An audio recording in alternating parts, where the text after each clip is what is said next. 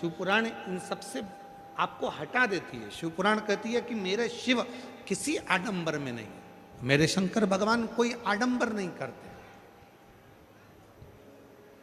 उसके पास में दिखावे की कोई सूरत नहीं, उसके पास में दिखावे का कोई सामान नहीं, उसके पास में दिखावे की कोई चीज नहीं। मेरे शंकर भगवान सारे आडंबरों से परे हैं, वो सारे आडंबरों से दूर हैं, उनके पास में कुछ भी नहीं। मस्तक पर गंगा है, हाथे में डमरू है, त्रिशूल है और तन पर भस्म रमी हुई है। पूरी भस्म अपने तन पर धारण करें, तन पर भस्म धारण करें। भस्म से क्या मतलब है? आप सिद्धेश्वर शिव महापुराण की कथा सुनने के लिए बैठे हो। भस्म से क्या मतलब है? जो हम अलोनी गोबरी की भस्म बनाते हैं, आप लोग जानते हो ना अलोनी गोबरी मतलब गाय ने गोबर करा और गोबर करने के बाद उसको हमने हाथ से ऐसे ऐसे थपथपाया नहीं। गाय ने जो गोबर करा वो सूख गया और उसकी गोबरी तैयार हो गई। उस गोबरी को हमने सुखाया, सुखाकर उसको जलाया, जलाकर भस्म तैयार कर कर कपड़े से 4 बत्ता कपड़ा कर कर फिर उसको छाना, छान कर जो भस्म तैयार हुई वो भस्म शिव को समर्पित करी। वो भस्म कोई साधारण नहीं, उस भस्म की मूलता, उस भस्म की श्रेष्ठता, उस भस्म की जागरूकता, उस भस्म का तेज। यहां तक वर्णन किया गया कि शंकर जो भस्म धारण करते हैं, यदि हम भगवान शंकर के शिवलिंग पर उस भस्म को हम लगाकर हमारे शरीर के मस्तक पर, कंठ पर, हृदय पर, भुजा पर यदि हम उस भस्म को भी धारण कर लेते हैं अपने वक्ष स्थल पर, तो वो हमको एक बल प्रदान करती है। शिव महापुराण में 3 चीजें कवच के रूप में काम करती हैं। थोड़ा समझिएगा आप लोग। शिव महापुराण में 3 चीजें कवच के रूप में काम करती हैं। 3 चीज। पहले नंबर पर है शिव पुराण में भस्म, कवच का काम करती है। दूसरे नंबर पर है रुद्राक्ष, कवच का काम करती है। और तीसरे नंबर पर है भगवान शंकर पर चढ़ी हुई बेलपत्र या शिवजी पे चढ़ा हुआ जल हमारे शरीर में कवच का काम करता है। ये 3 कवच का काम, ये तीनों कवच का काम करते हैं। भस्म भी कवच का काम करती है, रुद्राक्ष भी कवच का काम करता है, जल बेलपत्र भी कवच का काम करता है। तीनों कवच का काम करते हैं। और हमारा निवेदन है आप सभी से, जितने भी शिव भक्त इस कथा को श्रवण कर रहे हैं, उन सबसे हम निवेदन करें कि घर से निकलने से पहले आपके शरीर पर इन 3 कवच में से कोई एक कवच होना चाहिए।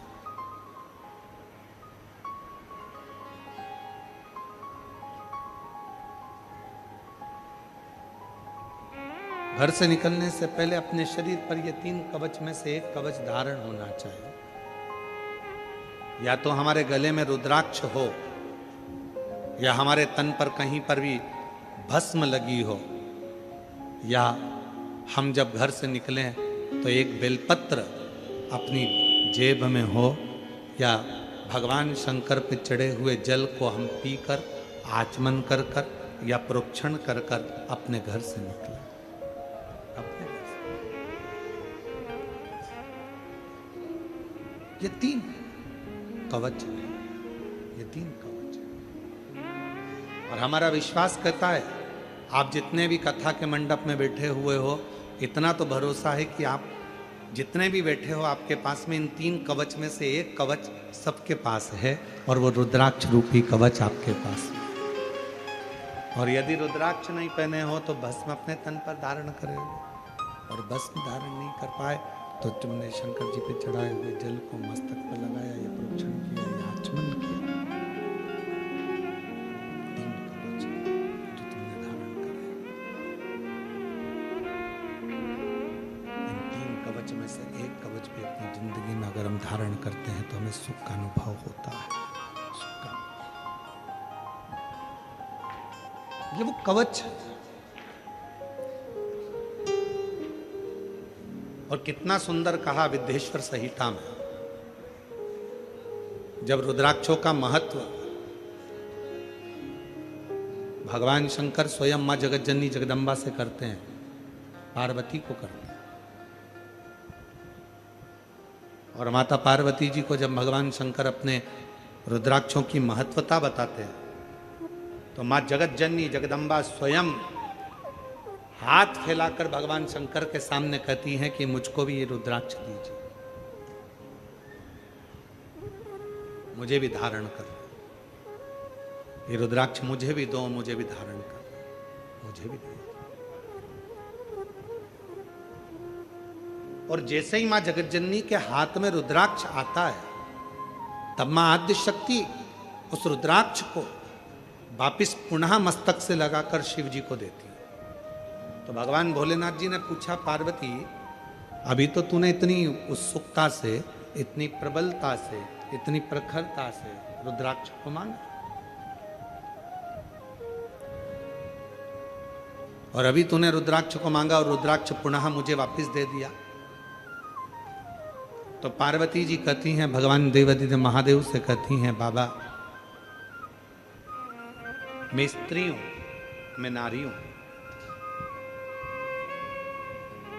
और नारी के जीवन में कई बार अशुद्धता का भाव आ जाता है। अगर मैं इस रुद्राक्ष को धारण करूंगी, मैं इस रुद्राक्ष को अपने साथ में रखूंगी, तो क्या मेरा रुद्राक्ष अशुद्ध नहीं हो जाए? और यह प्रश्न केवल एक पार्वती जी ने स्वयं के लिए नहीं करा है। ये जितनी मेरी जीजियां बैठी हैं, जितने मेरे जीजा बैठे हैं, जितनी मेरी बेटियां बैठी हैं, जितने मेरे बेटा बैठे हैं, जरा सावधानी से सुनिएगा इस प्रसंग को। पार्वती जी रुद्राक्ष को हाथ में लेती हैं और पुनः मस्तक से लगाकर वो रुद्राक्ष पार्वती जी शिव जी को वापस दे देती हैं। विद्येश्वर संहिता शिव महापुराण, रुद्राक्ष महत्व वापिस शिव को। शिव जी ने कहा, अभी तो तुम इस रुद्राक्ष को पाने के लिए इतना इतना प्रयास कर रही थी, इतनी उमंगता तुम्हारे भीतर थी, इतना उत्साह तुम्हारे भीतर था कि ये रुद्राक्ष मुझे चाहिए, ये रुद्राक्ष मुझे दे दो, क्योंकि आपके जीवन के ये तीन कवच जो धारण करता है वो जीवन में सुखी रहता है। तो फिर ये रुद्राक्ष जो आपने मुझे दिया पार्वती जी, फिर सिर से लगाकर मुझे वापस क्यों कर दिया? पार्वती जी कहती हैं, मैं स्त्री हूं, मैं नारी हूं, और मैं स्त्री, मैं नारी, मैं एक स्त्री, एक महिला, एक नारी स्त्री हूं। अगर ये रुद्राक्ष मेरे पास में रहेगा तो मैं कहीं ना कहीं अशुद्ध भी हो जाती हूं। जब मैं अशुद्ध हो जाऊंगी तो ये रुद्राक्ष भी अशुद्ध हो जाएगा, ये रुद्राक्ष भी अशुद्ध हो जाएगा। भगवान भोलेनाथ मुस्कुराए, हंसे, और हंसकर मेरे शंकर भगवान ने बड़ी सुंदर एक बात कही, पार्वती मेरे द्वारा दिए हुए ये तीन कवच ऐसे हैं जो जिंदगी में कभी अशुद्ध नहीं होते हैं, ये हमेशा शुद्ध ही रहते। ये मेरे द्वारा तीन कवच ऐसे हैं जो कभी अशुद्ध नहीं होते, ये हमेशा शुद्ध ही रहते। और इसका काम है, अगर कोई अशुद्ध हो भी गया, मान लो किसी ने अशुद्धता धारण भी कर ली, तो भी ये कवच उसे शुद्धता प्रदान करता है, ऊर्जा प्रदान। तो मैं नारी होकर इस रुद्राक्ष को धारण कर सकती हूं। और हम आपसे निवेदन करें, माता पार्वती जी का, महागौरी का अगर स्वरूप का दर्शन आप करेंगे, माँ कात्यायनी के स्वरूप का यदि आप दर्शन करेंगे, माँ कुष्मांडा का यदि आप दर्शन करेंगे, माँ स्कंदा का यदि आप दर्शन करेंगे, 9 स्वरूपों में कई माता के ऐसे स्वरूप हैं जिन स्वरूपों का यदि आप दर्शन करेंगे तो उन स्वरूप में आप दर्शन करेंगे कि माता के गले में और हाथ में रुद्राक्ष की माला पड़ी हुई है। रुद्राक्ष धारण। क्या मैं नारी होकर इस रुद्राक्ष को धारण कर सकती हूं? हां,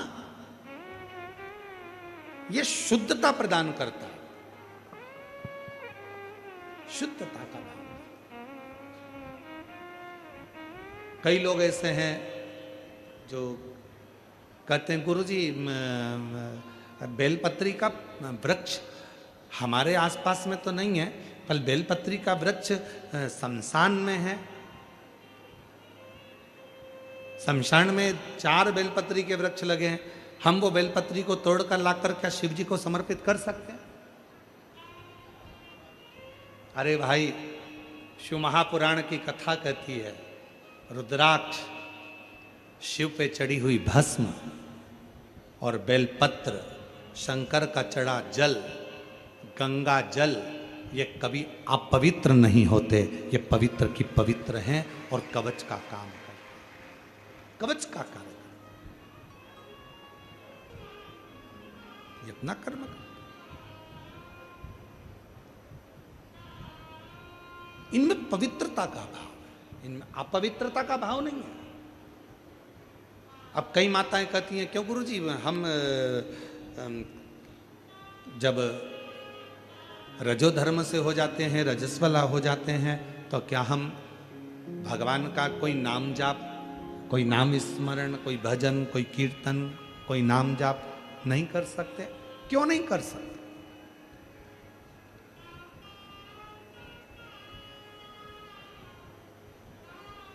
भगवान का नाम चाहे तुम कितने भी अशुद्ध हो, चाहे तुम कहीं पर भी बैठे क्यों ना हो, किसी भी भूमि पर बैठे हो, कहीं पर भी बैठे हो, चाहे कितने भी अशुद्ध क्यों ना हो गए हो, तो भी परमात्मा का नाम लेना बंद नहीं करना चाहिए। परमात्मा का नाम तो लेते रहना चाहिए। परमात्मा के नाम से पीछे नहीं हटना है, हमें भगवान का नाम का गुणगान करना है। और कहीं किसी रूप में कोई तुमसे कह दे कि तुम गंगा जी के घाट पर जाकर बैठो, भगवान का नाम लेना तो वहां ज्यादा बल मिलेगा। कोई तुमसे कहे हिमालय पर जाकर बैठ जाओ, वहां भगवान का नाम लेना तो ज्यादा बल मिलेगा। कोई कहे तुमसे कि तुम तीर्थ में जाकर बैठ जाओ, वहां भगवान का नाम लेना तो ज्यादा बल मिलेगा। शिव महापुराण की कथा कहती है भगवान शंकर अपनी अर्धांगिनी के साथ, भगवान शंकर अपने बच्चों के साथ, भगवान शंकर अपने पोतों के साथ, भगवान शंकर अपने पड़पोतों के साथ, भगवान शंकर अपनी बेटी के साथ, भगवान शंकर अपने पूरे परिवार के साथ अपने घर में रहते हैं और वहां बैठकर राम नाम का सुमिरन करते हैं और उसका फल प्राप्त करते हैं।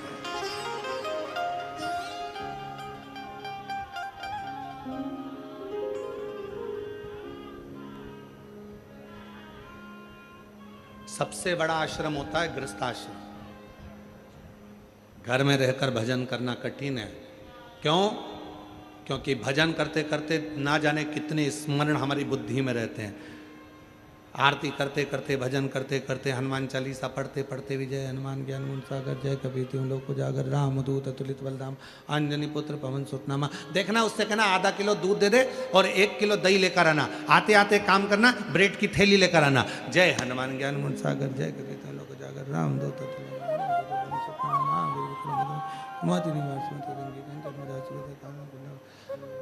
वो काम वाली आई कि नहीं आई, उससे बोलना झाड़ू लगाते लगाते इधर तक आ जाना और बर्तन पूरे साफ कर कर पीछे की ओर रख देना और उससे कहना कि वो वाइपर पड़ा है उसको उठा के मार देना।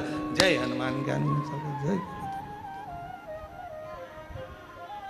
सबसे बड़ा आश्रम गृहस्थ आश्रम, जिसमें रहकर एक बार भी यदि मुख से राम कृष्ण हरि निकल जाए, राम नाम निकल जाए, शिव नाम निकल जाए, भगवान का नाम निकल जाए, तो समझ लेना कि जिंदगी सार्थक हो गई, सार्थक। हमारे रामकृष्ण परमहंस जी, संत तुकाराम जी, संत नामदेव जी, मुक्ताबाई, मीराबाई, कर्माबाई, प्रहलाद, ध्रुव, भारत की भूमि के जितने जितने विद्वत संत हुए हैं, भारत की भूमि पर जितने जितने विद्वान संत हुए हैं, भारत की भूमि पर जितने जितने साधु सन्यासी तपस्वी साधक उपासक, आप पुराना उठाकर देखिए। आप अगर रामचरितमानस देखेंगे, महाभारत देखेंगे, तो पुराने जो संत साधु, जो बड़े बड़े ऋषिगण होते थे, वो ऋषिगण भी जैसे स्वयं ऋषिगण अपनी अर्धांगिनी के साथ रहकर भगवत भजन में सुमिरन में लगे रहते थे। परिवार के साथ में रहकर जो भजन किया, परिवार में साथ में रहकर जो स्मरण किया, परिवार के साथ रहकर जो मंत्र जाप किया, जो नाम जाप किया, परिवार के साथ में रहकर जो भगवत नाम किया, वही मूल हो जाता। वो एक बार भी अगर मुख से निकले तो जीवन सार्थक। एक बार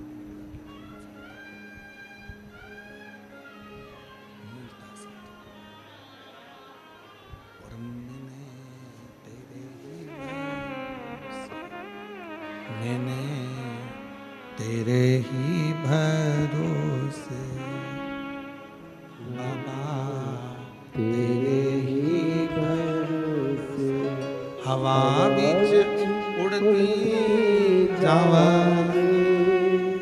बाबा, डोर तो छड़ी नाम कटी जवानी, भोले मैं तेरी पतंग शंभो, मैं तेरी पतंग। शिव पुराण कह रही है, भगवान शंकर का चरित्र कह रहा है कि भगवान शंकर कुछ कवच हमको दिए हैं, कुछ कवच हमको दिए। उन कवच को जिसने धारण करा, उन कवच को जिसने पहना, उन कवच को जिसने धारण कर लिया, उसने अपनी जिंदगी को शुद्ध बना लिया, सात्विक बना लिया। तो पहला कवच है रुद्राक्ष, दूसरा कवच है, जम के बोलो, भस्म, तीसरा कवच है बेलपत्र या शंकर जी पे चढ़ा हुआ जल, ये भी कवच का काम करता है, ये भी कवच है, ये सब कवच है।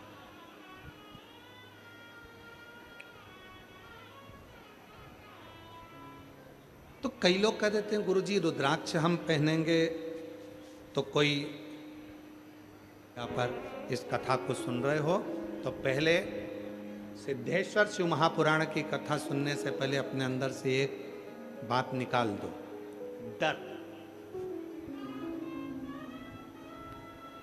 जहां डर होता है वहां भगवान नहीं होता, और जहां भगवान होता है वहां डर नहीं होता। दो चीजें हैं, अपने भीतर से एक चीज निकालना है तुमको इस सिद्धेश्वर शिव पुराण के प्रथम दिन, अपने भीतर का डर। डर कौन सा? मैं मंदिर में गई, पूजन में ये कमी रह गई, भगवान मुझे पाप देंगे, भगवान मुझे कष्ट देंगे, मुझे दुख देंगे, मेरी पूजन में ये कमी रह गई। मतलब तुम्हारे अंदर डर है कि पूजन में एक कमी रह गई है, भगवान मुझे पाप देंगे। अगर तुम्हारे भीतर ये डर है तो भगवान तुम्हारी पूजन को कभी स्वीकार नहीं करता, याद रखो। भगवान वहां आता ही नहीं, भगवान वहां पहुंचता ही नहीं। जिस दिन तुमने अपनी बुद्धि से ये निकाल दिया, जिस दिन तुमने अपने विचारों से निकाल दिया कि नहीं मैंने पूजन करी है, हो सकता है बेलपत्र मैंने गलत तरीके से चढ़ा दी, हो सकता है कि मैंने दुर्वा गलत तरीके से चढ़ा दी, हो सकता है चावल मुझे ऐसे चढ़ाना था, हो सकता है जल मुझे ऐसे चढ़ाना था, हो सकता है कि मुझे पूजन ऐसी करना थी, और पूजन में अगर कोई गलती भी हो गई तो डरने की बात नहीं। हमारे बाप की पूजन करिए, हमारे पिता की पूजन करिए, हमारे बाबुल की पूजन। मेहमान घर में आएगा तो तुमको थाली लगाना पड़ेगी, चौरंग लगाना पड़ेगा, चौरंग के साथ में रंगोली डालना पड़ेगी। मेहमान आएगा, अब देख लो, अपने घर के पिता को, अपने घर के बाप को भोजन कराना और मेहमान को भोजन कराना, दोनों में कितना अंतर, जरा ध्यान देखना। मेहमान आया, चौरंग लगाया, रंगोली डाली, रंगोली डालकर सुंदर फूलों की रंगोली डाली, आसन लगाया, आसन लगाकर पानी भर कर दिया, पानी भरकर पापड़ ला कर दिया, सलाद ला कर दिया, अचार ला कर दिया, 4-5 तरह की चटनी ला कर दे दी और थाली लगाई। इतने अच्छे से लगाई कि चावल को भी कटोरी में रखकर डिजाइन के साथ थाली में जमाया। चावल को भी, सीरा, हलवा, उस सीरे को भी कटोरी में अच्छे से दबा के सीरे को, हलवे को, रवा का हलवा, आटा का हलवा, बादाम का हलवा, सीरे का, उसको भी थाली में ऐसे जमा के कटोरी को निकाला डिजाइन में। अचार भी डिजाइन में, छोटी कटोरी में, नमक भी छोटी कटोरी में, बड़ी कटोरी में खीर, चम्मच को भी 4 बार पोंछ के रखी। क्यों? मेहमान आए हैं, गलती नहीं होना चाहिए। मेहमान आए, गलती होगी तो मेहमान क्या कहेंगे? जाकर 10 जगह पर बात करेंगे और ना जाने कितने सारे शब्द सुनाएंगे, ना जाने कितना शब्द कहेंगे, ना जाने कितना ताना देंगे। और मेहमान को तुमने खाना खिलाया बड़े प्रेम से, अच्छा कालीन, आसन, ये वो सब लगाकर, मिर्ची का ठेसा, पूरन पोली, आमठी और क्या होता है, हाँ जो भी तुम सब बना बनू के बढ़िया जमा के खिलाया। और मेहमान जिम कर चले गए और अब पापा जिम में बैठे, भाऊ आए, आई भोजन करने के लिए। तब तुमने रंगोली डाली, जम के बोलो, आसन, चौरंग, बोलते जाओ बोलते जाओ, चावल कटोरी में जमा के, बोलो बोलो, नहीं, सीरा कटोरी में जमा के, बोलो बोलो, कुछ नहीं। कटोरी भी बे डिजाइन की, एक बड़ी कटोरी, एक छोटी कटोरी, एक ये वाली कटोरी, एक वो वाली कटोरी, 4-5 तरह की कटोरी, गिलास भी बे डिजाइन का, थाली भी बे डिजाइन की। और ले जाकर भाऊ को, पिताजी को, बाबूजी को, पापा को, पापा, बाबूजी, भाऊ, भोजन, आई भोजन।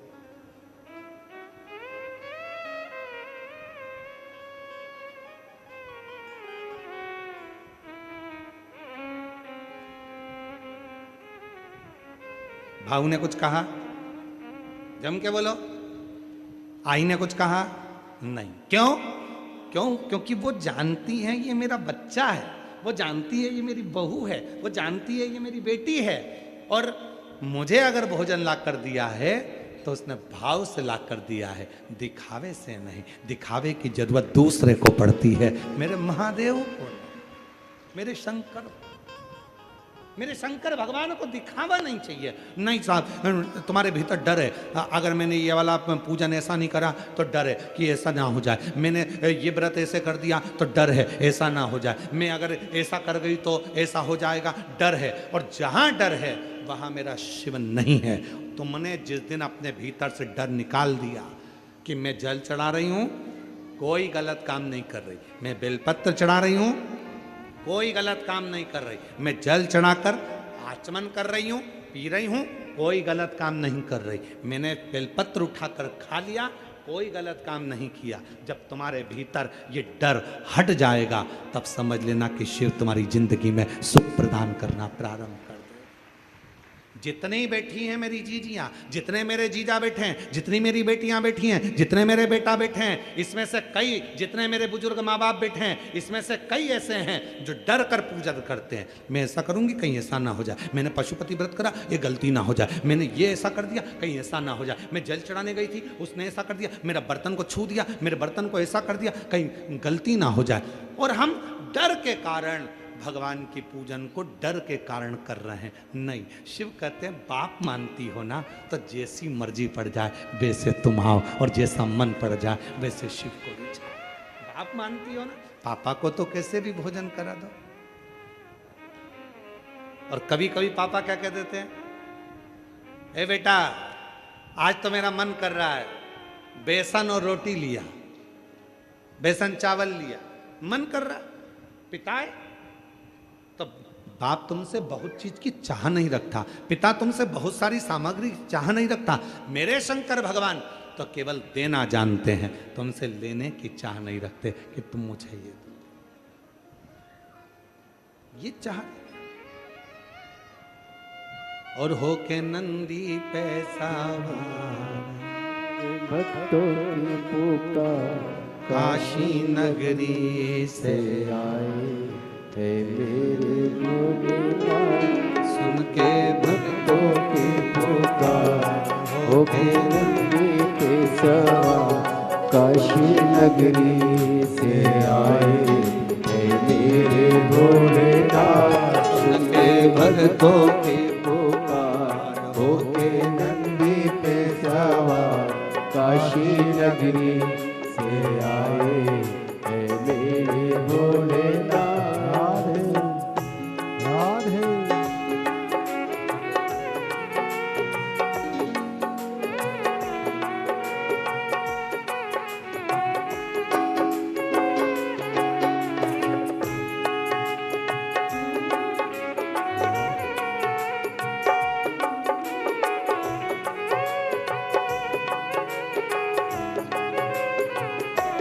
दोनों हाथों से ताली से बजाते हुए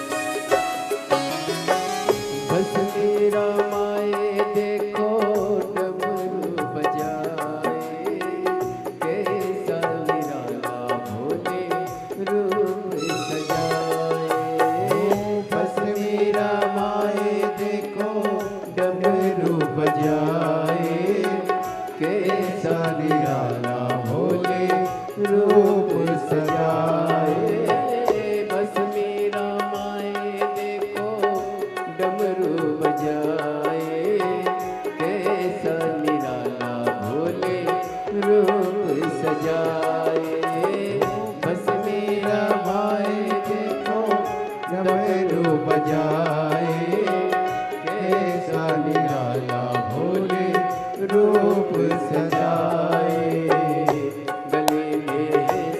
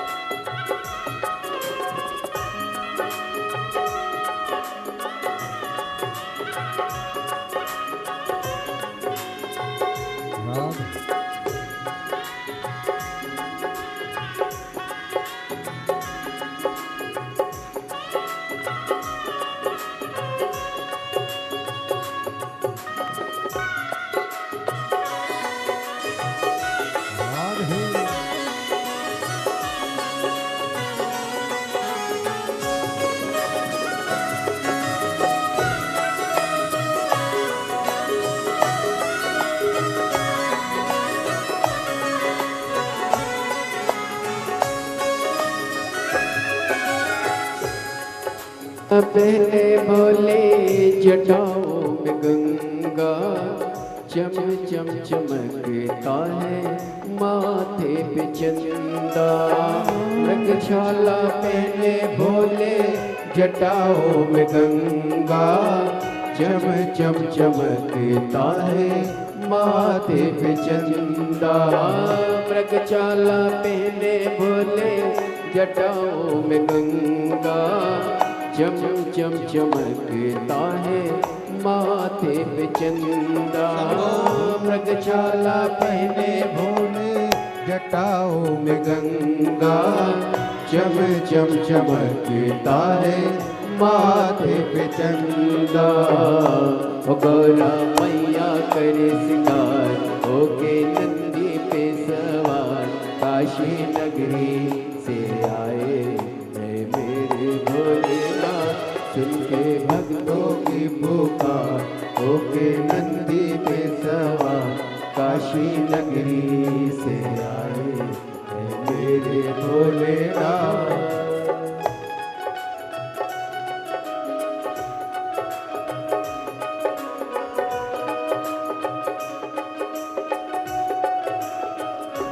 शंभो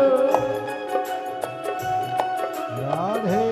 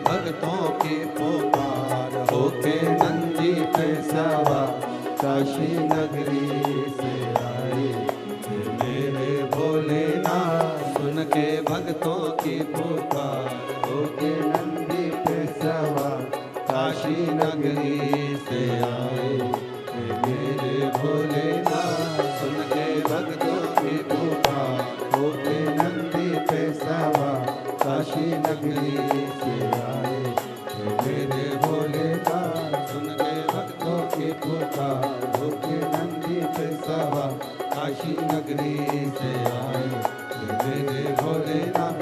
सुन के भक्तों की पुकार, होके नंदी पे सवार, काशी नगरी से आए मेरे भोलेनाथ। अपने स्थान पर बैठकर भगवान देवाधिदेव महादेव से अपने मन का भाव कहिए, प्रार्थना करिए, विनय करिए, निवेदन करिए। जहाँ जगह मिले वहाँ बैठकर बाबा को अपने मन का भाव कहिए, हृदय से प्रार्थना करिए, निवेदन करिए। साथ में बोलेंगे, बाबा को प्रार्थना करेंगे, निवेदन करेंगे। जहाँ भी जगह मिले वहाँ बैठकर बाबा को अपने मन का भाव कहिए, हृदय से प्रार्थना, दिल से निवेदन करें।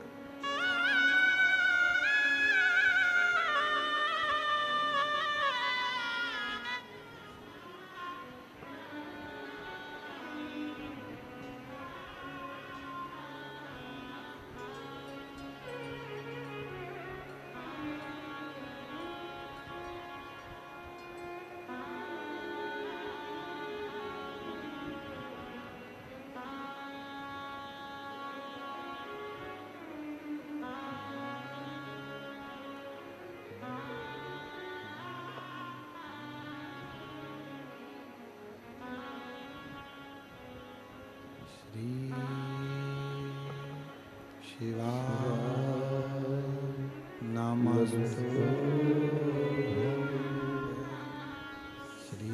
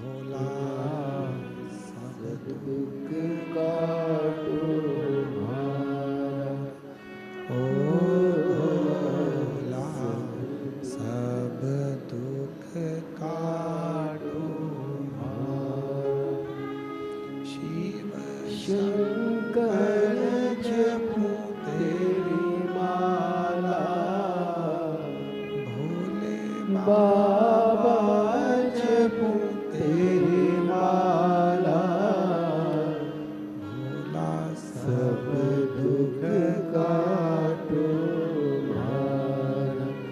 ओ भोला सब दुख काटो मारा। वेश है मंगल मंगलकारी, वेश है मंगल मंगलकारी। शरणवासी हमारा, शरणवासी हमारा। ओ भोला सब दुख काटो मारा। ओ भोला सब दुख काटो मारा।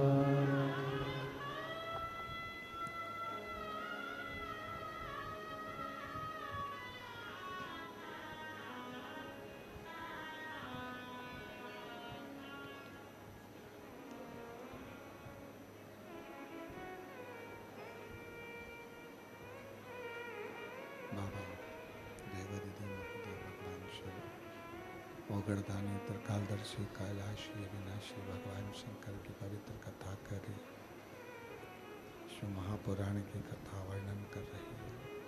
शिव तत्व कह रहा, शंकर की कथा कह रही, शिव महापुराण की कथा वर्णन कर रही है, शिव पुराण कर रही है।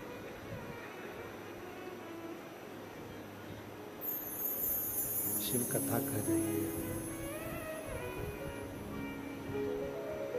शिव कवच दिए, भगवान शंकर ने कवच प्रदान किया, और वो कवच है रुद्राक्ष, वो कवच है भस्म, वो कवच है बेलपत्र, वो कवच है शिव जी पे चढ़ा हुआ जल। ये सब कवच है। इन कवच को जो धारण करता है, कवच को जो धारण कर लेता है, वही सर्वश्रेष्ठ माना गया, उसकी श्रेष्ठता मानी गई। तो शिव महापुराण की कथा कहती है, भगवान शंकर का चरित्र कहता है, शिव तत्व कहता है, भगवान शंकर का पवित्र कथा कह रही है। शिव की भक्ति में डर की कोई मूलता नहीं होती।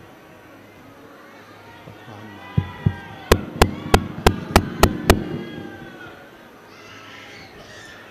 डर की मूलता नहीं है बाबा, डर की मूलता है।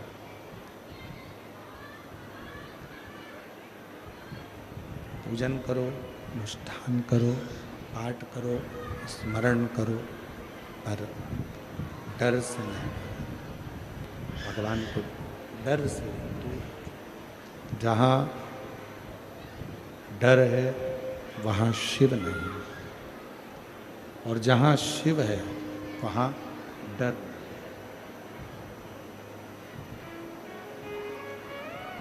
हे बाबू,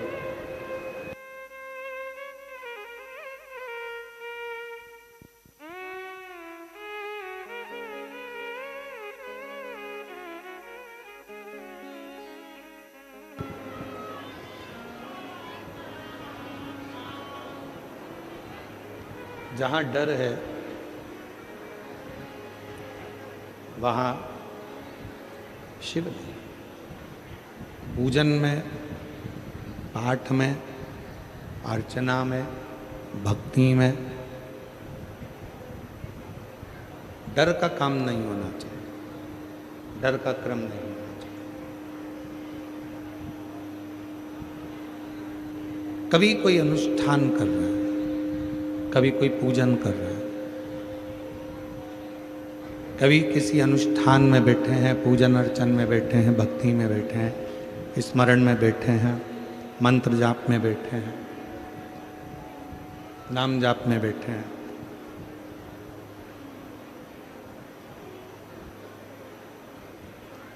डरना नहीं। कोई कह दे तुमसे कि तुमने ऐसा कर दिया और इससे तुम्हें पाप लगेगा, डरना नहीं। कोई कह दे तुमने ऐसा कर दिया और तुम्हें दोष लगेगा, डरना। हम हमारे पिता की पूजन कर रहे हैं, और जब शिव को अपना बाप मानकर, अपना पिता मानकर जब हम एक लोटा जल समर्पित करते हैं, तब भगवान शंकर को हम एक लोटा जल समर्पित करते हैं। शिव को जब हम अपना पिता मानकर भगवान शंकर की साधना आराधना करते हैं, तो दुनिया में, अभी आपको कहा था, अभी कथा में यही चल रहा था, कई माताएं कहती हैं घी नहीं है तो भगवान दोष दे देगा। अब ये सुनिए, बाप से मिलने जा रहे हो, पिता से मिलने जा रहे हो, कोई कमी भी होगी ना, तो मेरा शंकर भगवान 33 कोटि देवता में केवल एक देवाधिदेव महादेव ऐसे हैं जो तुम गलती भी कर दोगे तो भी मेरा शंकर क्षमा कर देता है। अंतर्गत श्री सिद्धेश्वर शिव महापुराण की कथा को आप और हम श्रवण करेंगे। अपने जीवन में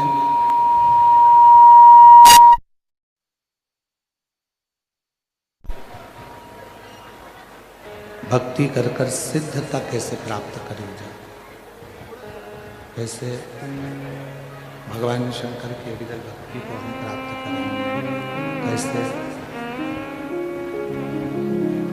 हम भगवान शिव के पवित्र पावन नाम से, पवित्र पावन उच्चारण से भगवान की निर्मल भक्ति को कैसे प्राप्त करें। ये पवित्र कथा उसी को वर्णन करें। जब मानव का देह मनुष्य की देह में शरीर जब प्राप्त होता है, कथा मंडप में संत साधु सन्यासी तपस्वी साधक बैठे हैं, उनको भी नमन करता हूँ। ये पवित्र अवसर है,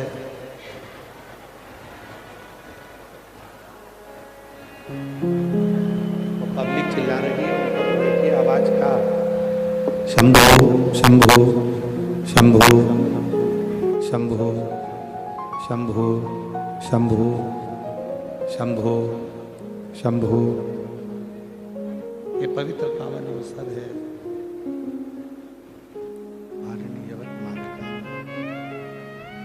जहाँ भगवान की पवित्र कथा का लाभ लेने का सौभाग्य आप और हमको प्राप्त हुआ, और तेरी कृपा एक भी लेते हैं श्वास तेरी कृपा से, तनु तनु बखान क्या करूं मैं राखों के ढेर का, चपटी बबूत में खजाना कुबेरा। शंभो शंभो शंभो शंभो शंभो शंभो शंभो। बखान क्या करूं मैं राखों के ढेर का, चपटी बबूत में खजाना कुबेर का।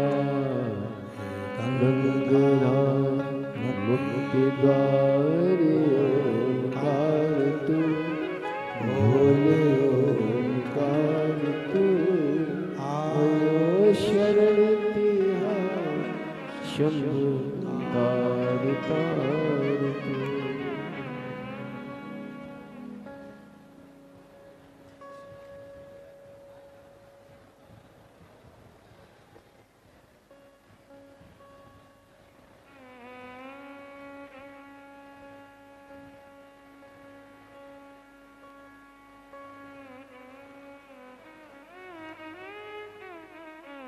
शिव तत्व कह रहा है,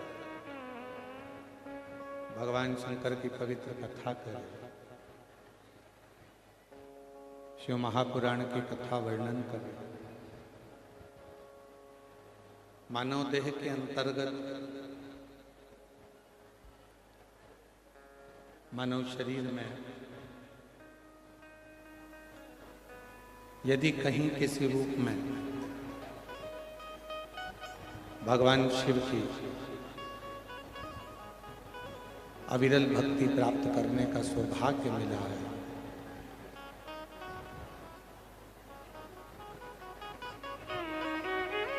तेरी कृपा बिना न हिले एक भी, लेते हैं श्वास तेरी कृपा से, बखान निभा करूं रातों के ढेर का, झपकी भगत में खजाना ढेर का, गंगाधार मुक्ति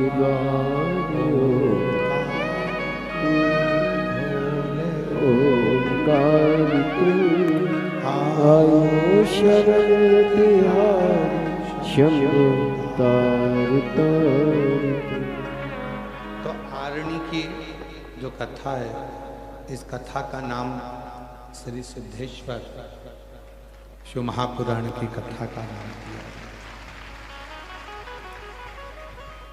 जीवन में मानव देह तो मिल जाता है, मनुष्य का शरीर मिल जाता है, पर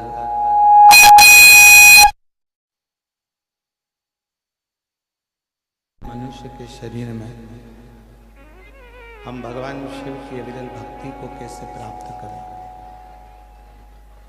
हम भगवान शंकर के स्मरण को कैसे प्राप्त करें, हम कैसे भगवान शिव की लीलाओं का स्मरण करें, ये शिव महापुराण की कथा में बताता है। शरीर मिलना एक अलग विषय है कि मानव का शरीर मिल गया, मनुष्य की देह मिल गई, मानव शरीर प्राप्त हो गया, पर उस मानव शरीर में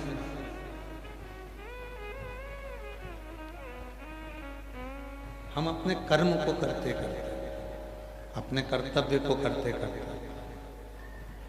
किस तरह से भगवान की अविरल भक्ति को प्राप्त कर सकते, ये हमें शिव महापुराण की कथा बताती है। क्योंकि शिव पुराण एक ऐसी पुराण है जो मनुष्य को कभी ये नहीं कहती कि तुम साधु बन जाओ, कि तुम सन्यासी बन जाओ, कि तुम तपस्वी बन जाओ, कि तुम संत बन जाओ, कि तुम किसी नदी के तट पर जाकर बैठ जाओ, कहीं एकांत में जाकर बैठ जाओ। ये शिव महापुराण है। शिव महापुराण की कथा तो ये कहती है कि तुम घर में रहो, परिवार में रहो, कुटुंब में रहो, गृहस्थी में रहो, जहां हो तुम वहीं रहकर भगवान शिव की अविरल भक्ति को प्राप्त करो।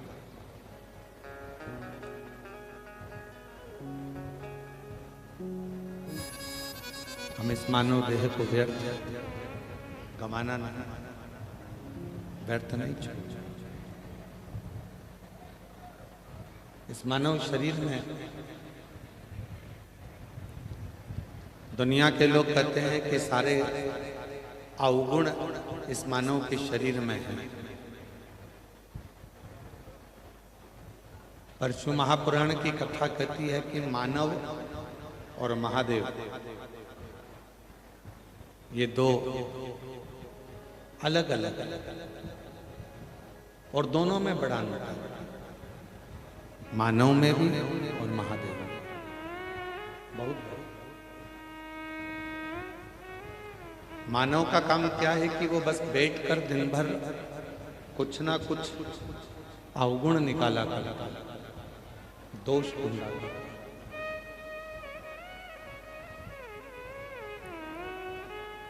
मानव अवगुण ढूंढेगा, दोष ढूंढेगा, दोष निकालेगा, दोष को ढूंढने का कार्य करेगा। कुछ ना कुछ वो दोष निकालेगा, कुछ ना कुछ वो निकालेगा।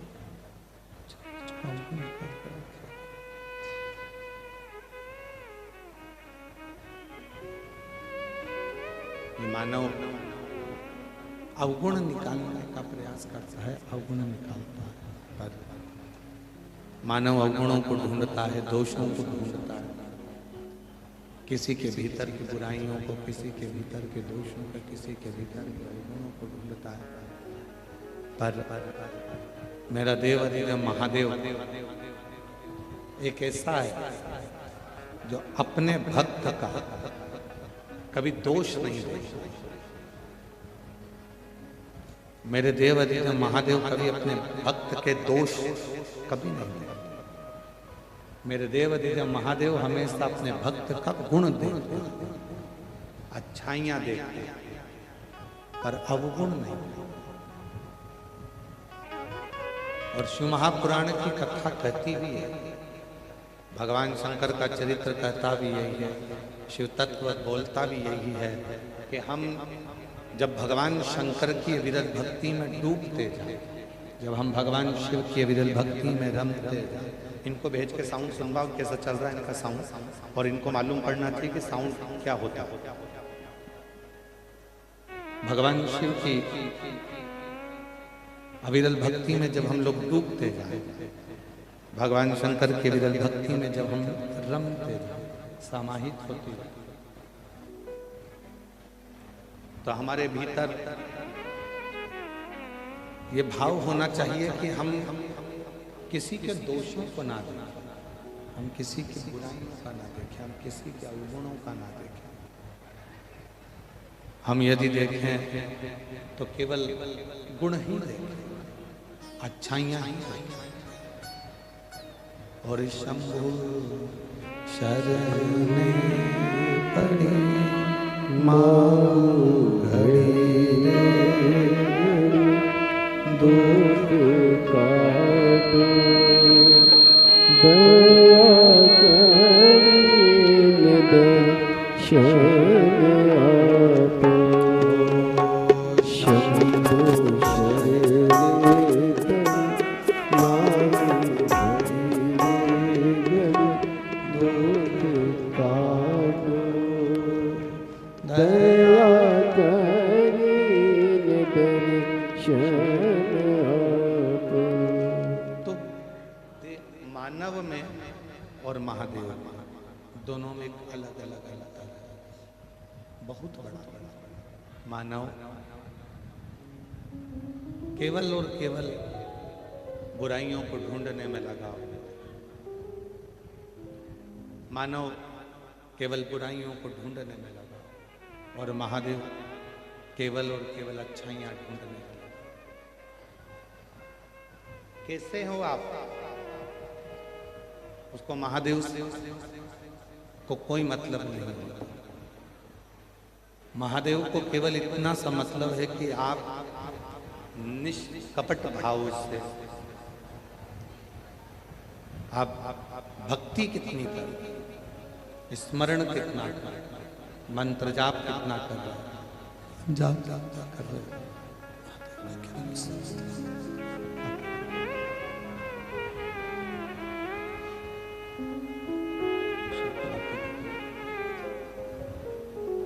कई लोग कहते हैं कि ये झूठ बोलता है, कोई कहता है कि ये झूठ बोलती है, कोई कहता है ये गलत है, कोई कहता है इसने चोरी कर ली, कोई कहता है इसने निंदा कर ली, कोई कहता है इसने बुराई कर ली, कोई कहता है इसने ये कर लिया, कोई कहता है इसने वो कर लिया। पर शिव महापुराण की कथा कहती है, कितना भी पापी से पापी जीव क्यों ना हो, कितना भी पापी से पापी जीव क्यों ना, और कितना भी उसने अपनी जिंदगी में पाप कर्म क्यों ना किया हो, पर यदि एकाग्र चित्त से, निर्मल मन से, निर्मल वृत्ति से, निर्मल भाव से शिव की भक्ति यदि उसने करी है, तो शिव ने उसको स्वीकार जरूर किया है। शिव महापुराण की जो कथा प्रारंभ हुई है वो एक देवराज नाम के ब्राह्मण से प्रारंभ हुई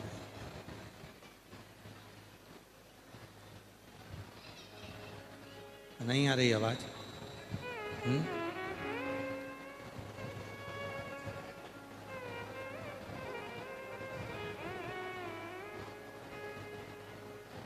शिव महापुराण की जो कथा प्रारंभ हुई है वो देवराज नाम के ब्राह्मण से प्रारंभ हुई। और वो देवराज नाम का ब्राह्मण जिसकी माता शिव के शिवालय से अपने दिन की शुरुआत करती है, जिनकी माता अपने दिन की शुरुआत भगवान शंकर के शिवालय से करती है। और हमने पहले भी कथा में कहा और आज फिर कहते हैं, जिंदगी में कितना भी कष्ट है, जीवन में कितना भी दुख है, जिंदगी में कितनी भी तकलीफ है, जीवन में कितना भी कष्ट क्यों ना हो, कितनी भी तकलीफ क्यों ना हो, फिर भी यदि हम अपने जीवन की शुरुआत, प्रतिदिन की शुरुआत भगवान शंकर के मंदिर में एक लोटा जल चढ़ाकर करते हैं तो हमारा दिन और हमारा जीवन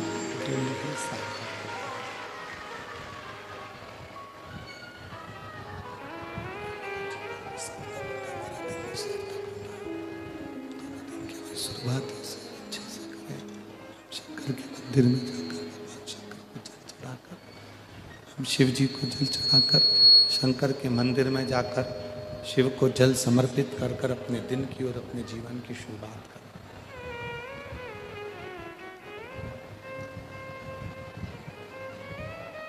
भक्ति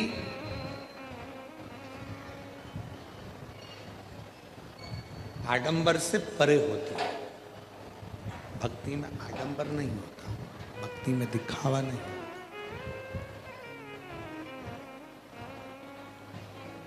भक्ति में यदि होता है तो केवल एक विश्वास होता है। और देवराज नाम के ब्राह्मण की जो माँ है वो भगवान शंकर की अविरल भक्ति पर विश्वास करती थी, शिव पर भरोसा करती थी, दृढ़ता रखती थी, भरोसा करती थी, विश्वास रखती थी।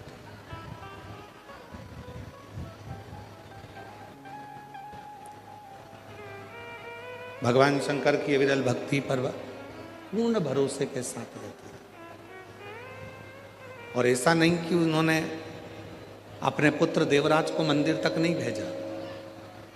हमने पहले भी कथा में कहा है कि प्रत्येक माता को चाहिए अपने जीवन में कि अपने बच्चों को कहीं भेजो चाहे ना भेजो, पर अपने बच्चों को अपने घर के नज़दीक में जो शिव जी का मंदिर है उस मंदिर में एक लोटा जल चढ़ाने जरूर भेजा करो, जिससे उन बच्चों में अच्छे संस्कार,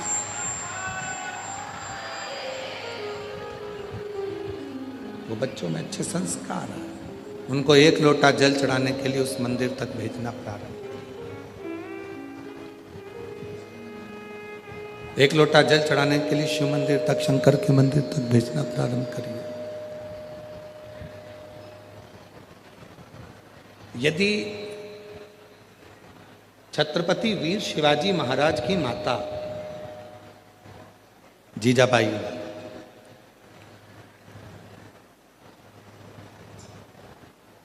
अपने बेटे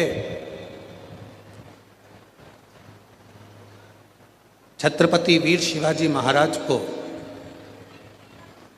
यदि कहीं खेलने भी भेजती थीं तो कहती थीं कि योद्धा के रूप में शिव की साक्षी, शंकर के साक्षी, शंकर के साक्षी, शंकर के साक्षी में, शिव के साक्षी में, शंकर के साक्षी, शिव के साक्षी में, शंकर के साक्षी में, शिव के साक्षी।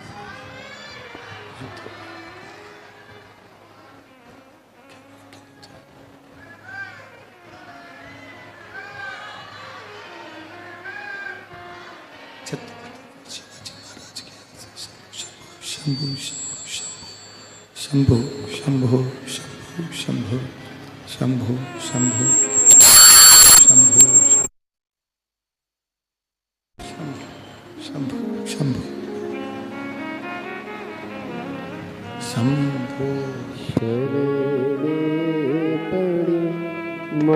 मांगो घड़ी रे घड़ी दुख काटो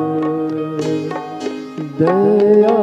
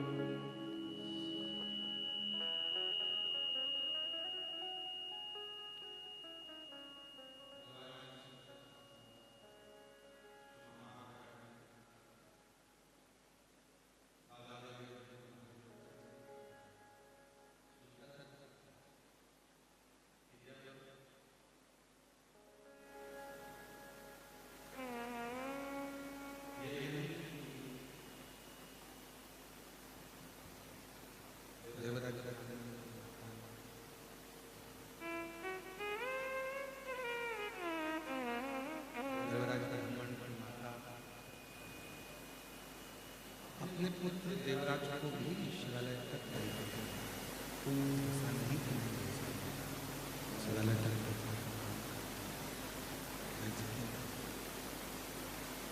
जैसे छत्रपति वीर शिवाजी महाराज की माता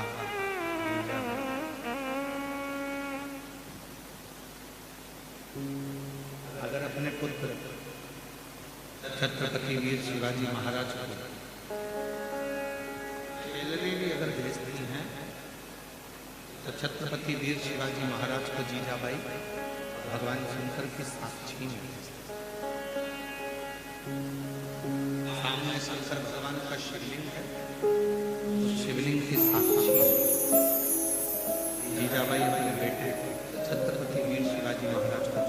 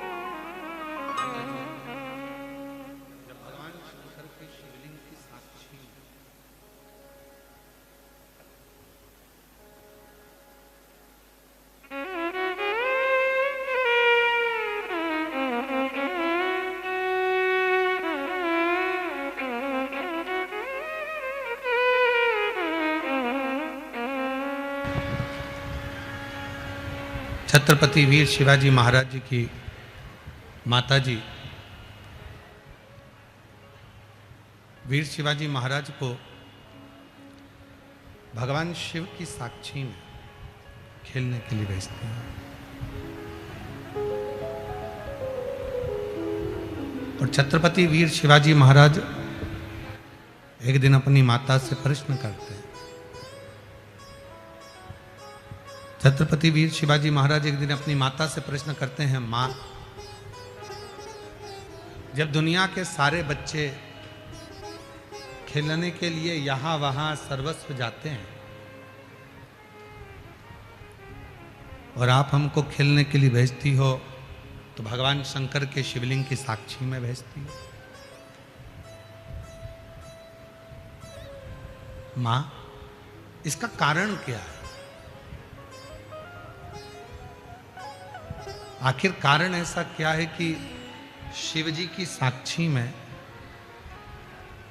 भगवान शंकर की साक्षी में खेलने का यदि कोई अलग फल है तो वो हमें बता। जो जीजाबाई ने कहा अपने पुत्र छत्रपति वीर शिवाजी महाराज से, वो अपने अंदर उतारने वाली बात है। जीजाबाई कहती हैं, शिवा,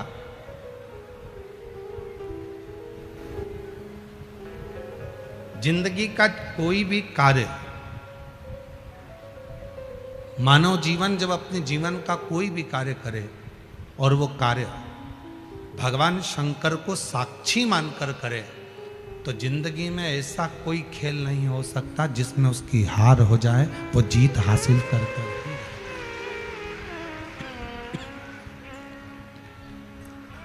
जिंदगी में जीत हासिल कर कर ही रहता है। सजीवन में कोई ऐसा कार्य नहीं हो सकता।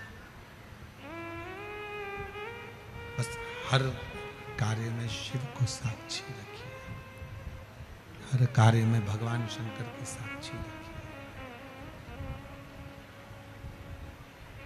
प्रत्येक कार्य में जब भगवान शंकर की साक्षी होगी, प्रत्येक कार्य में जब भगवान शंकर की साक्षी होगी, प्रत्येक कार्य में जब भगवान शंकर को हम साक्षी मानकर कोई कार्य करेंगे, तो वो कार्य सफल जरूर होगा।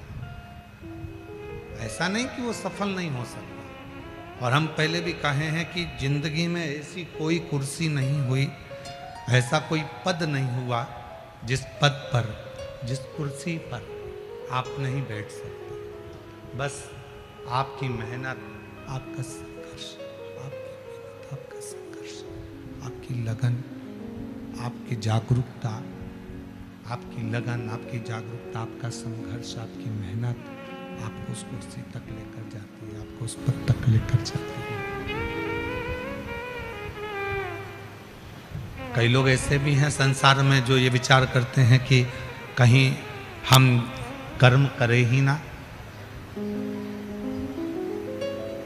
हम कोई, वो शिव है, शिव। तो देवराज नाम का ब्राह्मण, उसकी माता भजन करने वाली, साधना करने वाली, तप करने वाली, स्मरण करने वाली, उसने भी अपने पुत्र को भेजा था शिव मंदिर पर। पर शिव मंदिर में वो गया ही नहीं, पहुंचा ही नहीं, शिव मंदिर में जाता ही नहीं। शिव तत्व की प्राप्ति, देवराज ब्राह्मण की माता ने तो अपने प्राणों को त्याग दिया। देवराज चोरी कर लिया, चोरी का धन साथ में था, शरीर में ताप पड़ गया। शरीर में जब ताप पड़ा तो एक शिवालय में जाकर छुपा, शरीर कांप रहा था। बाहर निकला, शिवपुराण की कथा उसके कानों में पड़ गई।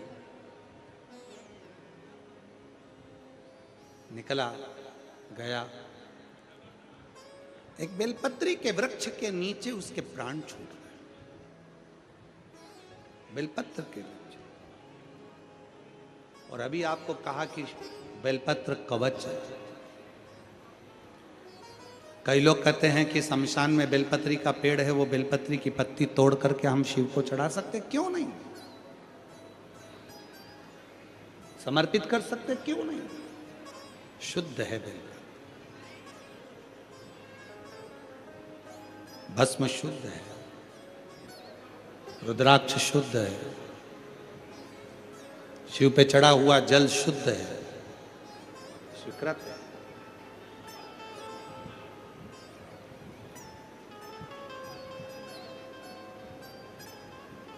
स्वीकार है। कई लोग भ्रम में डालने के लिए कह देते हैं कि शंकर जी पे चढ़ा हुआ जल नहीं पीना चाहिए। तो हमारा निवेदन है कि जो कहते हैं कि शंकर पे चढ़ा हुआ जल नहीं पीना चाहिए, तो हमारा निवेदन है कि उनको मरते समय गंगा जल भी नहीं पीना चाहिए, क्योंकि वो भी शंकर पर चढ़ा हुआ है।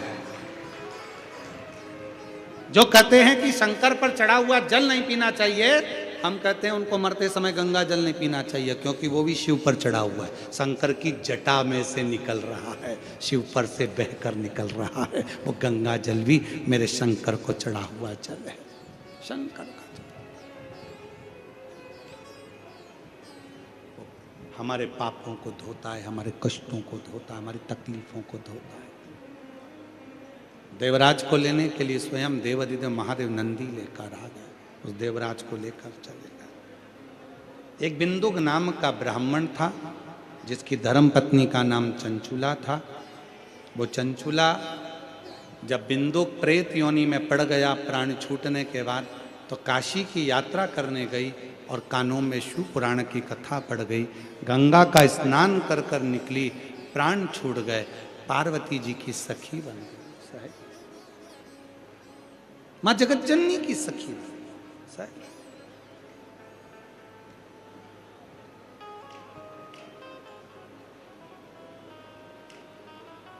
और पार्वती जी की सहेली बनकर रहने लगी, पर मौन थी, चुप थी, कुछ बोलती नहीं थी। एक दिन मां जगतजननी जगदम्बा अंबा पार्वती जी ने पूछ लिया।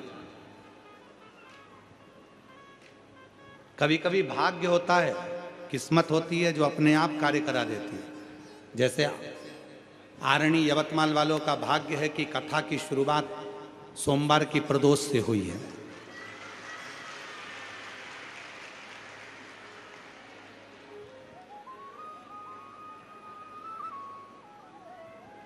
ये कहीं ना कहीं आरणी वालों का कहीं ना कहीं भगवान शिव की बड़ी कृपा होगी। और ये हल्का फुल्का आरणी नहीं है, इस आरणी को तुम हल्का फुल्का मत समझना। पूरा यवतमाल जिला और पूरा आरणी का पूरा इतिहास निकाल कर देखना, तो आरणी के आसपास में इतने शंकर के मंदिर मिलेंगे, प्राचीन प्राचीन इतने मंदिर मिलेंगे कि आरणी कोई केवल साधारण सी वो कहते हैं, ये आरणी कोई साधारण नहीं है। यहाँ स्वयं गर्गाचार्य बाबा ने भी शिव तत्व की प्राप्ति करी है इस आरणी में। स्वयं यहाँ कोई साधारण नहीं है। प्राचीन प्राचीन, कहीं सिद्धेश्वर, कहीं केदारेश्वर, कहीं तपेश्वर, कहीं सुलेश्वर, कहीं कमलेश्वर, कितने कितने कितने कितने रूप भगवान शंकर के पूरे आरणी के यवतमाल जिले के अंतर्गत फैले हुए। कितने लोग कहते हैं कि काशी जाओ तो एक बोरी चावल लेकर जाओ और चावल एक एक चढ़ाओ, तब काशी में मंदिर पूरे होते हैं। हम कहते हैं कभी यवतमाल जिले में आओ, एक बोरी चावल क्या 2 बोरी लेकर आओ और शंकर जी के मंदिर में चढ़ाओ, तो पूरे यवतमाल जिले के पूरे इतने शिवालय यवतमाल जिले के अंतर्गत है, इतने शिवालय और प्राचीन प्राचीन, जिनके पत्थर, जिनकी नक्काशियां, जिनका स्वरूप शंकर का स्वरूप, एक एक शिवालय से अगर आप दिल से बात करो, कोई अगर मिलने वाला हो ना, वो कहते ना प्रेम से अगर कोई बात करने वाला हो तो प्रेम से वो तुम्हें होती। एक पति पत्नी और घूम रहे थे, और घूमते घूमते कहीं पत्नी कंधे पर हाथ रखे पति के, कहीं पति कंधे पर हाथ रखे पत्नी के, कहीं पत्नी गाड़ी दौड़ा रही, कहीं पति गाड़ी दौड़ा रहा, दोनों खिलखिलाकर बात कर रहे। इतने में एक बुजुर्ग बेचारा बूढ़ा सा व्यक्ति निकल कर जा रहा था, उसने हाथ जोड़कर कहा, भैया तुम गलत कर रहे हो, क्यों ये सबके सामने ऐसा कर रहे हो? अच्छे से रहो, सबके सामने व्यवहार में रहो, घर पर जाकर तुम चाहे कंधे पर हाथ रखो, मना थोड़ी ना। इतने में पत्नी चिल्ला कर बोली, ये बुढ़ा पागल हो गया, हम प्रेम करते एक दूसरे को, क्या गलत कर रहे हैं? प्रेम तो अंधा होता है। तो इतने में बूढ़ा बोला, प्रेम अंधा होता है, पड़ोसी थोड़ी ना अंधा होता है। भाई तुम्हें कंधे पर हाथ रखना है तो अपने घर पर रखो, तुम्हें लड़ाई करना है घर में जाकर करो, तुम्हें प्रेम करना है घर में जाकर करो, 4 लोगों में दिखावा करने की जरूरत। प्रेम अंधा होता है, तो बूढ़े ने कह दिया प्रेम अंधा हो सकता है, पड़ोसी अंधा नहीं होता।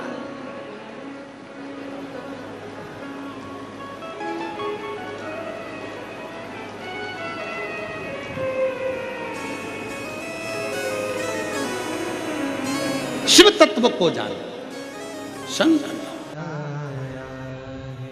कल युग में शिव युग आया है, महादेव ये तेरा ये कलयुग में जो शिव युग चल रहा है, जो लोग भगवान शिव की अविरल भक्ति को धारण करते हैं, भगवान शंकर का भजन करते हैं, स्मरण करते हैं, स्वयं माँ जगज्जननी जगदम्बा अम्बा पार्वती भी शिव की साधना में डूबी रहती है। और देखो शिव साधना का फल कितना है, जरा विचार करिएगा। भगवान शंकर को क्रोध आया, विनायक का सिर कट गया, सिर जाकर बहुत दूर गिर गया, धड़ धड़ था। माँ पार्वती जी को क्रोध आया और क्रोध आने के बाद माँ ने कहा कि मेरे बेटे को वापिस जीवित करो, नहीं तो ब्रह्मांड को तोड़ दूंगी। मेरे बेटे को जीवित कर दो, मेरे पुत्र को जीवित कर दो। शिवजी ने जो वचन किया, श्री गणेश पुराण, यदि आप लोगों ने गणेश पुराण सुनी हो तो उसमें नहीं सुनी हो तो पढ़कर देखना। गणेश पुराण में वर्णन मिलता है, गणेश पुराण में आता है, गणेश पुराण में वर्णन आता है। गणेश पुराण में वर्णन किया गया, स्वयं भगवान शंकर पार्वती से कहते हैं, पार्वती तू कहती है कि गणेश जी को मैं जीवित कर दूं, मैं इसके शरीर को वापस जीवित कर दूं, मैंने तो इसको मारा है, मैं जीवित कैसे कर सकता हूं? तो पार्वती जी बोली फिर जीवित कौन करेगा? तब भगवान शंकर ने पार्वती जी से कहा, बाहर नंदी खड़ा है, उससे जाकर पूछो, नंदी अगर मेरा बेटा जीवित नहीं हुआ तो मैं पूरे ब्रह्मांड को तोड़ दूंगी, मैं इस पृथ्वी को चूर चूर कर दूंगी। तब नंदी ने कहा, मां क्यों चिंता करती हो, क्यों चिंता करती?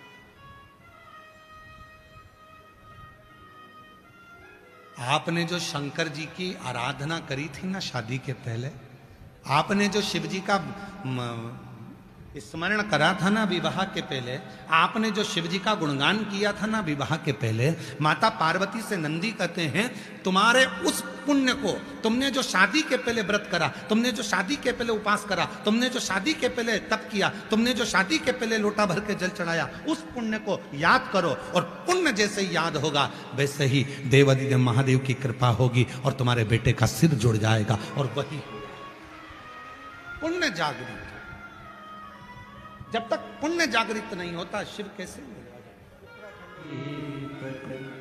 शंभु में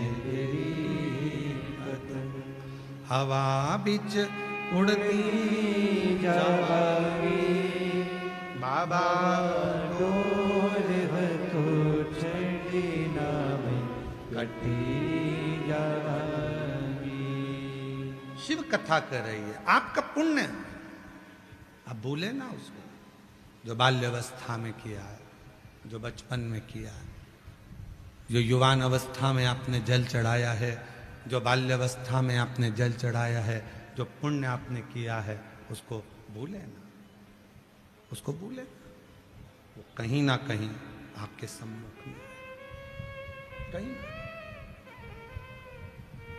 आपकी साक्षी में वो जरूर आए।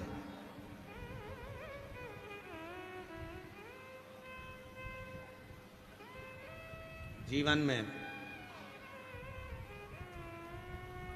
एक बात स्मरण करिएगा, सारे पुराण उठाकर देखिएगा,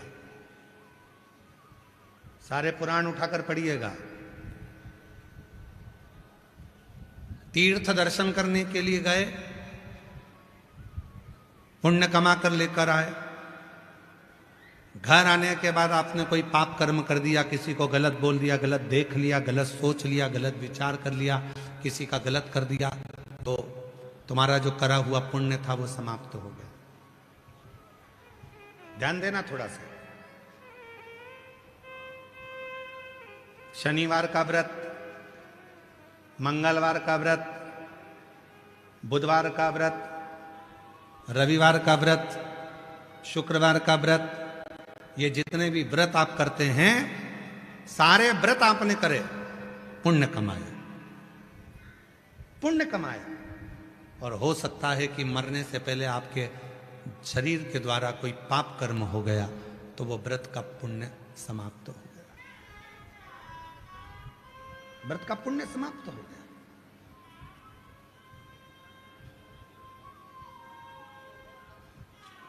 सारी पूजन का पुण्य भी हमारे मरने से पहले हो सकता है कि हम गलत काम कर दें तो समाप्त हो जाए,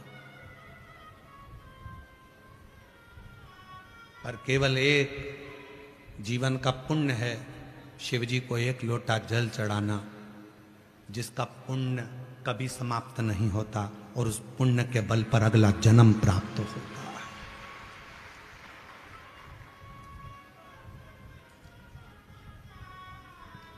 महीने में 2 एकादशी आती है और महीने में 2 प्रदोष आती है। 2 एकादशी भी आएगी, 2 प्रदोष भी आएगी। क्यों इतनी महत्वता है? हमारे वल्लभ कुल में हम जिस पुष्टि मार्ग से आते हैं, उस पुष्टि मार्ग में हमारे वल्लभ कुल में तो यहां तक वर्णन करते हैं कि वल्लभ कुल की एकादशी करो, भले बकरी जैसे चरो पर एकादशी करो, भले 11 बार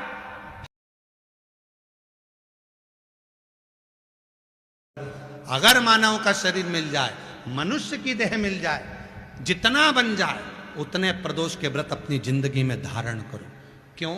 क्योंकि ये दोनों व्रत ऐसे हैं कि हमारे आने वाले अगले जन्म को सुधारते हैं। हमें कौन सा जन्म होगा?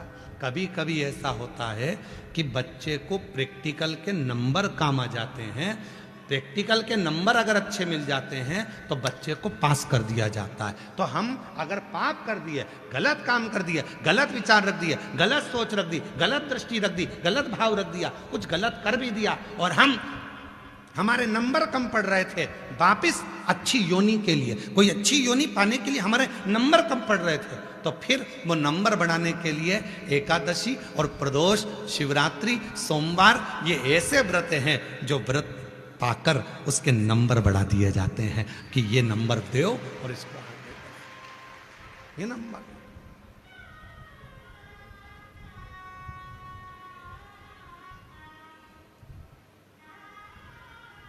स्वामी जी के हम एक बार गए थे वहाँ धाम पर, आपके मठ पर, वहाँ तो बड़ा शिवलिंग सुंदर विराजमान है, बहुत सुंदर शिवलिंग है महाराज, बड़ा सुंदर सा शिवलिंग है। स्वामी जी कहते हैं कि इस पे 1 लोटा जल चढ़ाते हैं, बड़ा सुंदर भाव इस पर, बड़ा सुंदर। तुम्हारा चढ़ाया गया 1 लोटा जल तुमने पूर्व में भी चढ़ाया, कभी हम तो यहां तक कहेंगे कि दुख की घड़ी में तुम्हें कुछ भी याद नहीं रहे तो अपने पूर्व में किया हुआ पुण्य याद करो, अपने पूर्व में किया हुआ पुण्य का स्मरण करो।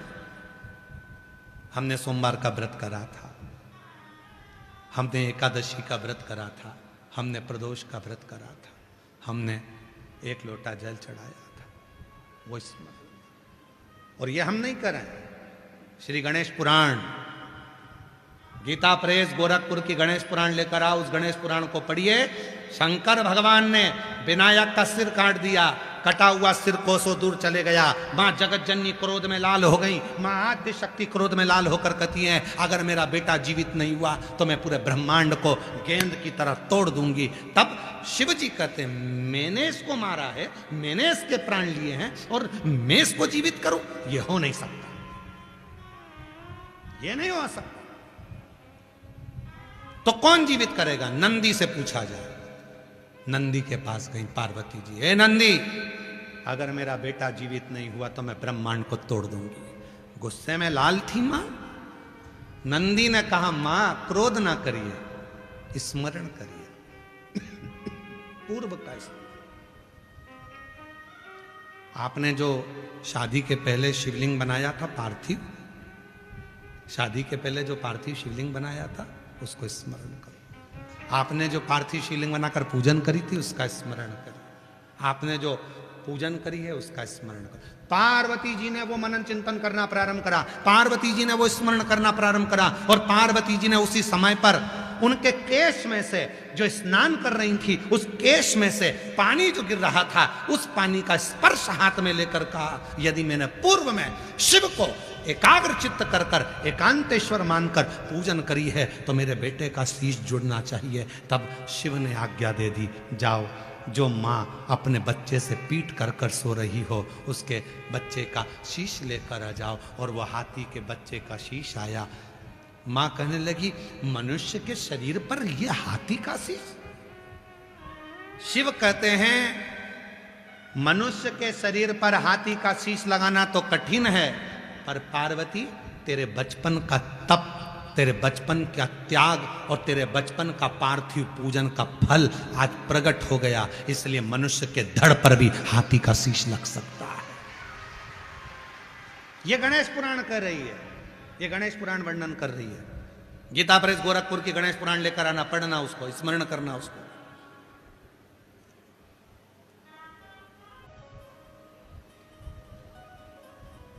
शिव को भजो, शिव का स्मरण करो।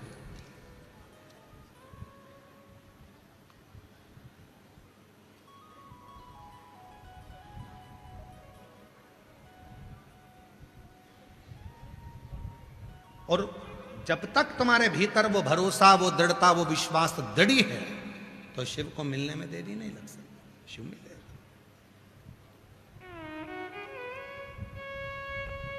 वो एक स्मरण हमारे शैलेंद्र भैया करते हैं ना महाराज,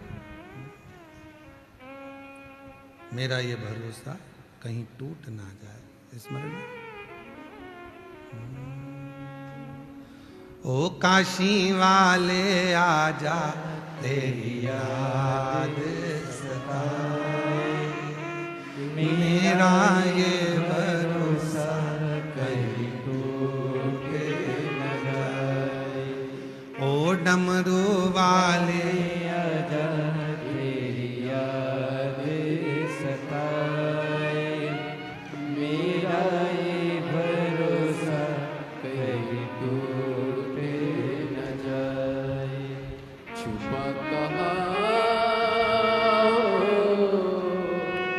भोले बाबा, ओ काशी वाले आजा तेरी याद सताए, मेरा ये भरोसा कहीं टूटे न जाए।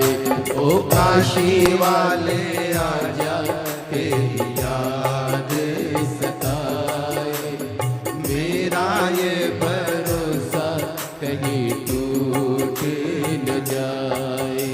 छुपा कहाँ भोले बाबा, ओ डमरू वाले आजा तेरी याद सताए, मेरा ये भरोसा कहीं टूटे न जाए। ओ डमरू वाले आजा तेरी याद सताए, मेरा ये भरोसा कहीं टूटे न जाए।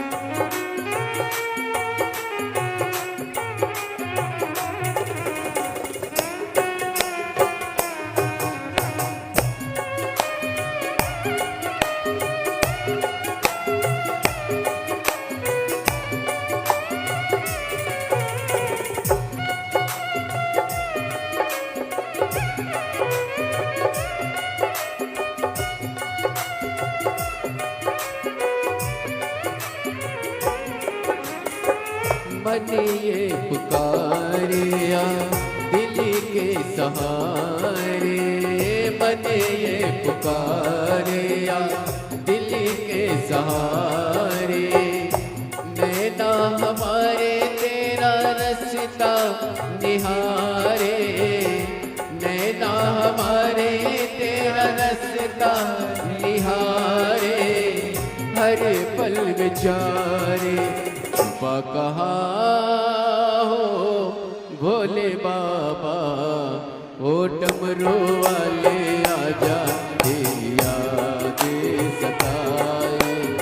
मेरा ये भरोसा कहीं टूट न जाए, ओ डमरू वाले आजा तेरी याद सताए। मेरा ये भरोसा कहीं टूट न जाए।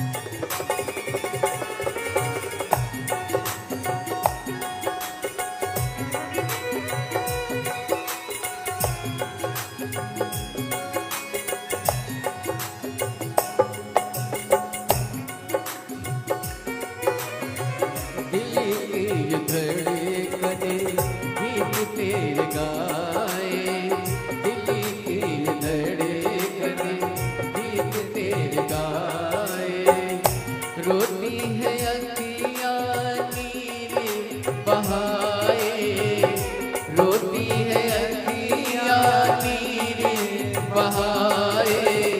कैसे समझाए छुपा कहाँ हो भोले बाबा, ओ काशी वाले आजा तेरी याद सताए।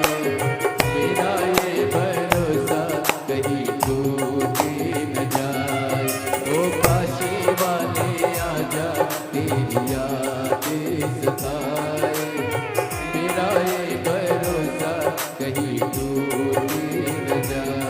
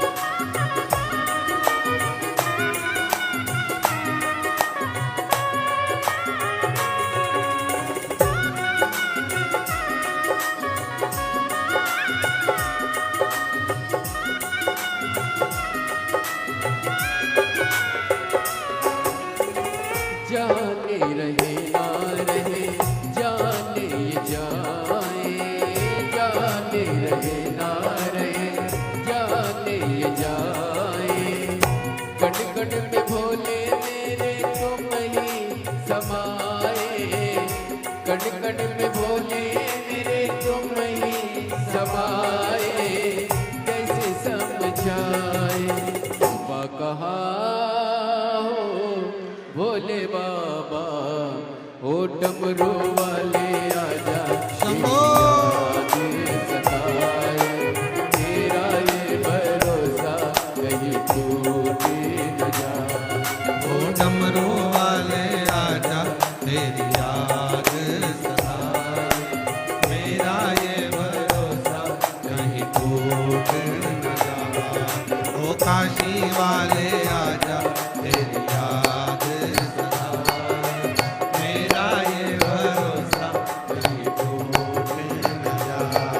ओ डमरू वाले आजा तेरी याद सताए।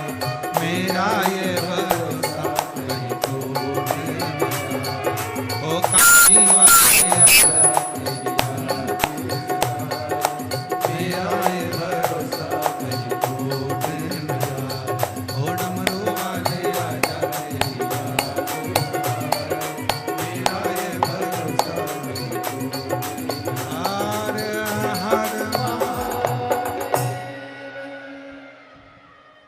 अपने स्थान पर बैठकर भगवान श्री राय बोलने के लिए थोड़ा आवाज को से हृदय से बाबा को प्रार्थना करें, निवेदन करें, विनती करें।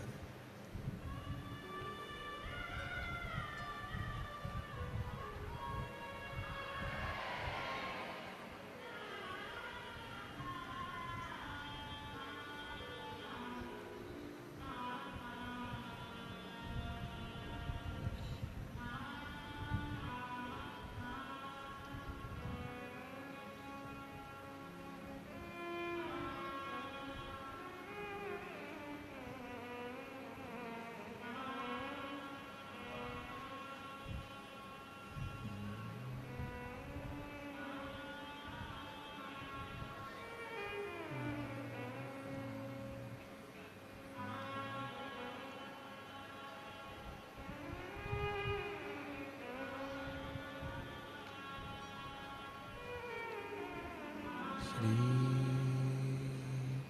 शिवाय नमस्तु।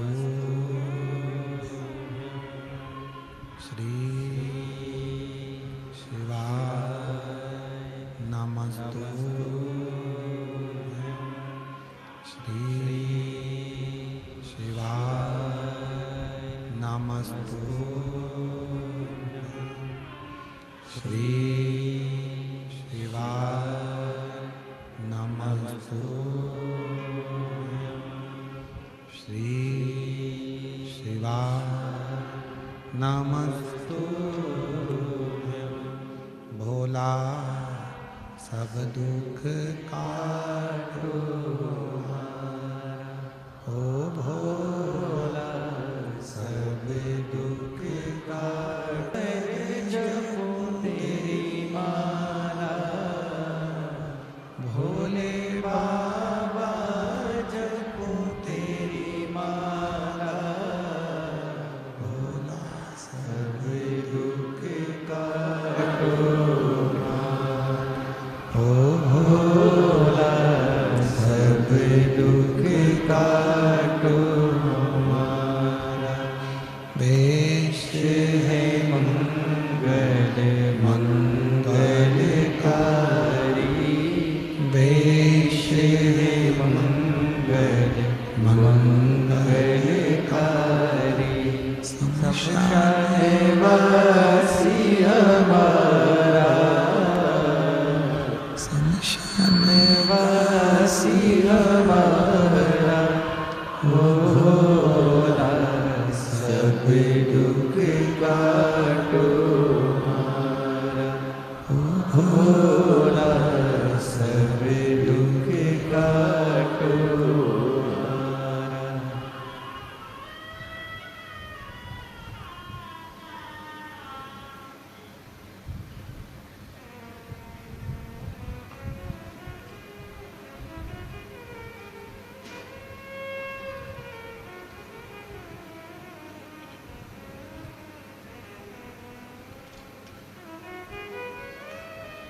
बाबा देवाधिदेव महादेव भगवान शिव शंकर ओगड़दानी तर्कादर्शी कैलाशी अविनाशी जो महापुराण की कथा वर्णन कर रही है, शिव तत्व कह रहा है। भगवान शंकर की पवित्र कथा स्मरण कर रही है, वर्णन कर रही है। शिव कथा कहती है, भगवान शंकर का चरित्र वर्णन करता है। हमारा पूर्व का तप, पूर्व की साधना, पूर्व का भजन, पूर्व का स्मरण हमारी दुख की घड़ी में हमें फल प्रदान करता है, तकलीफ की घड़ी में फल प्रदान करता है। बस इतना याद करके रखें, इतना याद कर कर रखें। ये आवाज गला एकदम पकड़ रहा है, उस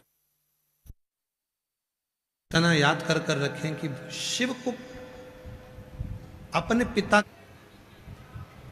जब मां जगत जननी जगदम्बा अम्बा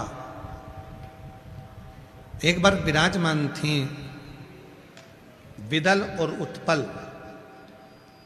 दो असुर हुए, और ये दोनों ऐसे असुर हैं, विदल और उत्पल, जहां सुंदर नारी देखी वहां इनका मन लोभित हो जाता। और शिव महापुराण की कथा पहले भी कही, आज फिर कहती है, पराया धन और पराई स्त्री एक ना एक दिन तुम्हें बर्बादी के सिरे पर ले जाकर छोड़ देगी, ये निश्चित। एक पराया धन और एक पराई स्त्री, ये जो हाइस आ रही है ना, इसको कम करिए। पराया धन और पराई स्त्री एक ना एक दिन बर्बादी के रास्ते पर ले जाकर छोड़ देती। अपने घर में जो नारी है, अपने घर में जो स्त्री है, उसका सम्मान करना सीखिए, उसका आदर करना सीखिए। जितने प्रेम से आप दूसरे से बात करते हो, उतने प्रेम से जो घर में नारी बैठी है, घर में जो स्त्री बैठी है, उसका भी आदर करें, उसको भी सम्मान दें। 33 कोटि देवता में केवल एक देव अधिदेव महादेव ऐसे हैं जो अपनी धर्म पत्नी का पद भी ऊंचा रखते हैं।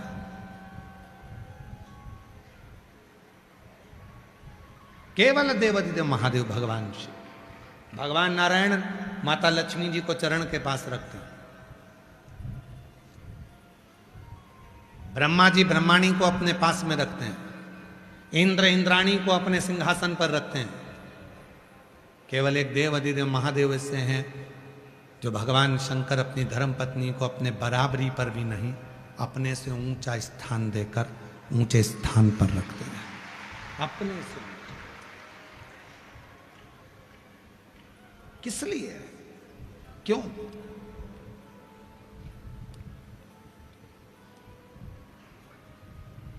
तो शिव महापुराण की कथा कहती है, नारी ही एक ऐसी है जो भगवान राम को भी जन्म देती है, नारी ही केवल एक ऐसी है जो भगवान कृष्ण को भी जन्म देती है, नारी ही एक ऐसी है जो भारत की भूमि के मीरा, रामकृष्ण परमहंस, संत तुकाराम, नामदेव, जितने भारत के भूमि के संत हैं, इन संतों को भी जन्म देने वाली एक स्त्री ही होती। इसलिए शिवजी ने नारी को सम्मान के भाव से पद ऊंचा कर दिया कि तुम अगर नारी का सम्मान करोगे तो जिंदगी में तुम्हारा सम्मान भी होगा और तुम भी पूजे जाओ। नारी का सम्मान। और मैंने तेरे ही भरोसे बाबा, तेरे ही भरोसे हवा बिच उड़ती जावांगी, बाबा डोर हत्तोर छठी नामे भोले मैं तेरी शंभू मैं तेरी। एक सम्मान मेरे शंकर भगवान ने जो नारी का सम्मान, 33 कोटि देवताओं का पूरा चरित्र उठाकर देखिए, कौन से देवता हैं जिन्होंने अपनी बेटी का कन्यादान किया। 33 कोटि देवताओं का चरित्र उठाकर देखिए, कौन से देवता हैं जो अपने पोते, अपने नाती, अपने पंती उनके साथ में निवास करते हैं। केवल एक शिव, बेटे गणेश, कार्तिकेय, उनके पुत्र शुभ लाभ, उनके पुत्र अमोद प्रमोद, दाता विधाता, जितने भी उनके बच्चों के बच्चे जितने हुए हैं, सबसे प्रेम कर कर सबको एक जगह पर स्थापित किया, एक जगह स्थिर किया।